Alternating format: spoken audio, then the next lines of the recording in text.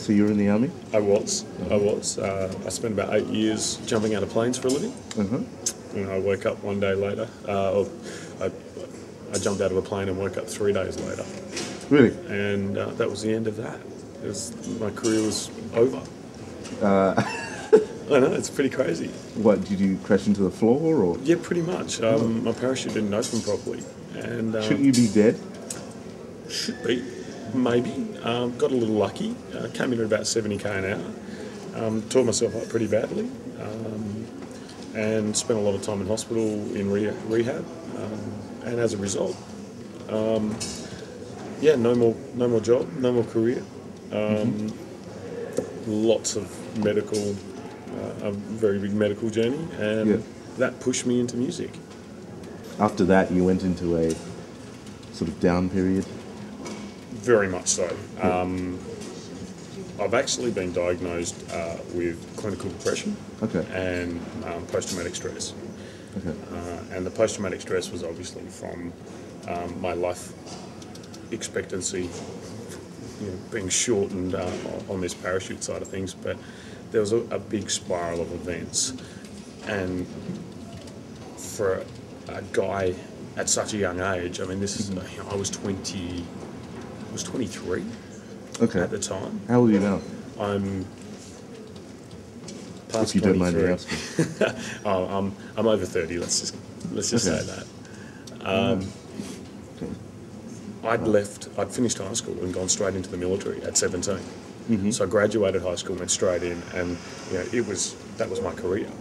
It was 20 years, gold watch and a pension, and don't have to worry about the rest of your life kind of thing. And coming from a very disadvantaged background, raised by my mother, and single mum, large family, no money, living on the outskirts, having to go without. It just was logical to go into the military because I had a steady job. I wasn't that smart as a kid, and I was always into music and into acting and things like that, but never thought it to be a good career. So army, suddenly you're 23 years old, you're blind in one eye, you're having to learn to walk properly again, how to talk properly, how to interact with people, and then your career is taken away from you as well. You've then got to go through the rehab phase, and I was angry at the world. It was all somebody else's fault, and when I couldn't find someone to blame, that just led to this really it eats you, it eats away at you. I ended up being really, really depressed, and the environment I was in didn't allow me to get help. I didn't realise that I had a problem, basically. Like as in, when you say the environment didn't allow you to get help, you mean peers? What kind of... Definitely. Is it sort of gentle social rejection if you kind of seek help externally? Or? Yeah, very much. There's still a stigma attached to mental health issues. There's still a stigma, even today, attached to depression. It's getting out there a lot more. But if you can imagine a group of your peers at 21, 22, 23 years old, we're all gung-ho, we're all in the military, we're all, these big, buff, 10-foot tall, bulletproof guys. You don't have problems. And if you do, then you're a wimp. If you do, you're soft. We don't want you around because you're just going to bring us down. You go to your superiors, and there's a risk that you'll get taken off a job. There's a risk that you'll end up being put into a desk job somewhere. And at that age, no, I'm all right, thanks, Jack. Nothing to worry about. And in the meantime, you go home and you take it out on your loved ones, or you take it out on yourself. I mean, for me, it was all self-internalised, and it was very, very aggressive. What's the word I'm looking for? Destroying. I destroyed myself. You felt like you were a sort of shell. Oh, very much so. I isolated myself. I alienated all my friends. Anyone who wanted to help, got rid of them. Hit the drugs. Did you have the a girlfriend alcohol at the time, or something like that? Or? Yeah, I was married. Really? Yeah. Okay. Yeah. What age did you get married? I was married at 21. 21. Yeah. Okay. Yeah. Wow. Yeah. So that kind of obviously very much affected the relationship, I can imagine. Yeah, I'm now divorced. Really? Yeah. Okay. Destroyed that marriage completely. Just Wow. it was only when 2001 I left the army.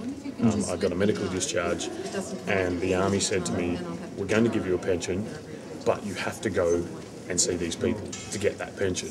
And of course, at my age, I didn't have any money. I had no career. I thought, well, pension's better than nothing. All right, I'll go to these guys. Whatever. What I realised about medication when it comes to depression is that it's not there as a crutch. They're there to assist you get to a position within your own self where you can then start to deal with your problems. Exactly. And of course, if you can't acknowledge that you've got a problem, you can't fix it. And that was the big step for me. There's still so much that people don't know about mental illness. Yeah. There's still so much that people are afraid about mental illness. And for a younger generation coming through, there's so much more pressure on them than there was for my, when I was growing up, and for our parents and grandparents. So I think I guess from my end, it's like, I'm just hoping that my music and my experiences and my stories can say, look, it's okay to have a problem. It's not okay to not acknowledge that and to think that you're weird. You're not weird. You're not, yeah, okay, you got a problem. So, cool. There's people who can help you out. Even your friends can help you out. Just chatting about it. Everyone's personality is different. I'm a very outgoing, person. That's why I play in a rock band. And I used my rock band as a really good way of therapy. Because whilst I was going through all this depression and going through, marriage breakups and career destruction and all this kind of stuff, writing music, putting everything down on paper and my thoughts and my emotions, it was great. If it didn't see the light of day, it didn't matter. It just got it out of my system.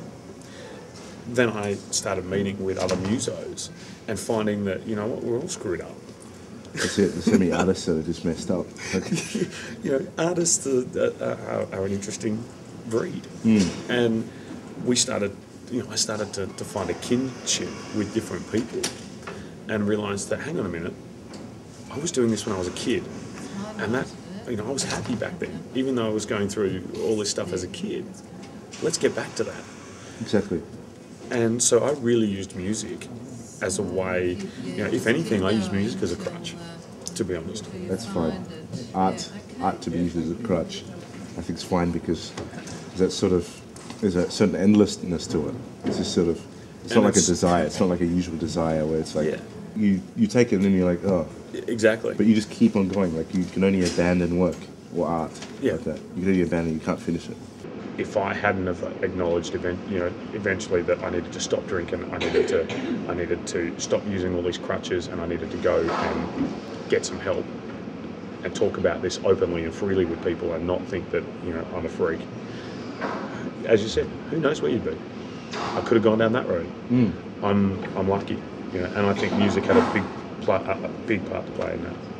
And if I've got to say anything to people, it's very much,